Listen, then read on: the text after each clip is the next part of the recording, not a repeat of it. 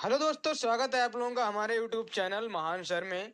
और आज हम लेके आए हैं फिर से पॉलिटी के 15 बेस्ट क्वेश्चन।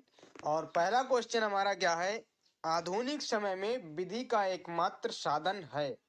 तो जो आधुनिक समय है उसमें विधि का एकमात्र साधन आपका कौन सा है? प्रथा है।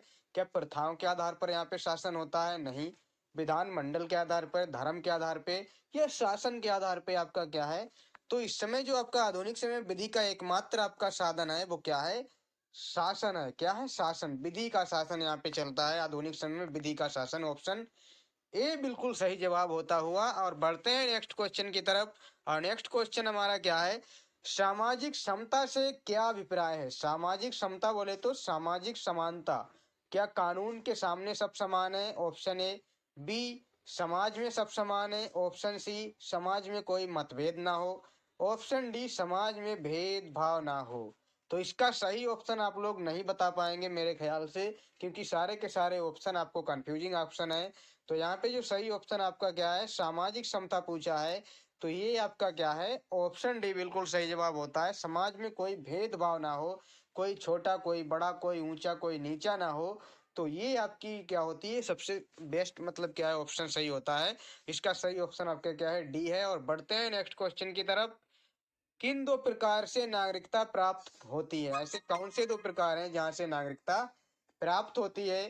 तो एक तो आपका नैसर्गिक यानी कि नेचुरल रूप से आपको नागरिकता मिल जाती है। आप जिस देश में पैदा होते हैं ऑटोमेटिकली आपकी नेचुरली आपकी क्या हो जाती है, मिल जाती है। और एक आपकी अंगीकृत, एक आप किसी भी देश की नागरिकता को स्वीकार कर लेते हो और अपने देश की नागरिकता को छोड़ते हो, तभी दूसरे की स्वीकार करते हो तो आपको मिलती है। तो इसका ऑप्शन आपका क्या है? बिल्कुल सही जवाब आपका क्या है? ऑप्शन ए आपका बिल्कुल राइट जवाब होता है। और बढ़ते हैं नेक्स्ट क्वेश्चन की तरफ। नेक्स्ट क्वेश्चन हमारा क्या है, कौन सा राजनीतिक अधिकार नहीं है? कौन सा पॉलिटिकल राइट आपका नहीं है? तो ये आपका सार्वजनिक पद प्राप्ति का अधिकार, ये तो आपका पॉलिटिकल राइट होता है। मतदान का अधिकार, ये आपका मतलब राजनीतिक एक कर्तव्य होता है, हालांकि ये अधिकार नहीं है आपका। हालांकि ये अधिकार होता है, आप वोट डाल सकते हो, ये आपका अधिकार होता है, राजनीतिक अधिकार होता है। लेकिन आप नहीं भी डालो तो कोई बात नहीं होती है। शिक्षा का अधिकार, ये आपका क्या है? ये आपका राजनीतिक अधिकार नहीं है। चुनाव में सहभागिता आपका राजनीतिक अधिकार होता है।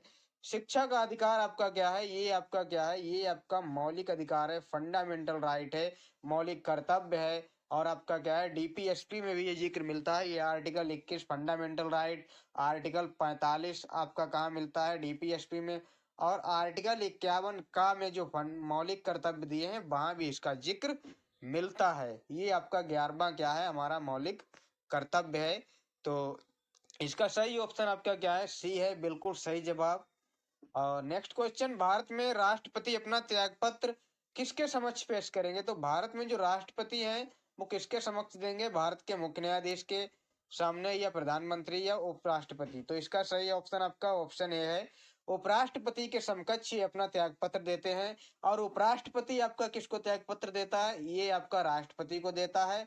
और राष्ट्रपति आपको इसको देते हैं। तो ये आपके आपस में अदला बदली होती रहती है। सही ऑप्शन आपका ए है। और बढ़ते हैं नेक्स्ट क्वेश्चन। नेक्स्ट क्वेश्चन क्या है, संविधान की अनुसूची में क्षेत्रीय भाषाएं सम्मिलित की गई हैं? तो संविधान की कौन सी ऐसी सूची है जिसमें क्षेत्रीय भाषाएं जो 22 हैं वो आपकी सम्मिलित हैं? तो ये इसका ऑप्शन आपका क्या है? ऑप्शन सी बिल्कुल सही जवाब। 8वीं जो अनुसूची है, शेड्यूल है, उसमें आपकी 12 भाषाओं का जिक्र मिलता है। नेक्स्ट क्वेश्चन हमारा क्या है, योजना आयोग का अध्यक्ष होता है? योजना आयोग का अध्यक्ष आपका प्रधानमंत्री, नियोजन मंत्री, राष्ट्रपति, मुख्यमंत्री? तो योजना आयोग का आपका जो होता है वो आपका अध्यक्ष होता है प्रधानमंत्री। और आज योजना आयोग नहीं है, क्या है? नीति आयोग, जो 1 जनवरी 2015 को बनी। और उसके जो अध्यक्ष हैं मोदी जी हैं। तो बढ़ते हैं नेक्स्ट क्वेश्चन की तरफ। गरीबी हटाओ का नारा किसके नाम से जुड़ा है? मतलब गरीबी हटाओ का नारा जो है ये किसने दिया था, किसके नाम से इसको मतलब जाना जाता है? तो ये आपका महात्मा गांधी, जवाहरलाल नेहरू, मोतीलाल नेहरू, या इंदिरा गांधी? तो इसका सही ऑप्शन आपका क्या है? ऑप्शन डी आपका बिल्कुल सही जवाब होता है। क्या है आपका? इंदिरा गांधी इसका सही जवाब होता है। और बढ़ते हैं नेक्स्ट क्वेश्चन की तरफ। नेक्स्ट क्वेश्चन क्या है, भारतीय संविधान का निम्नलिखित में से कौन सा पक्ष यूएसए के संविधान से लिया गया है, मतलब कौन सा ऐसा पार्ट है जो यूएसए के संविधान से भारतीय संविधान में आया है। तो मौलिक अधिकार, कानून का शासन, राज्य के नीति निर्देशक तत्व, दृढ़ संविधान। तो इसका सही ऑप्शन आपका क्या है, ऑप्शन ए बिल्कुल सही जवाब होता है।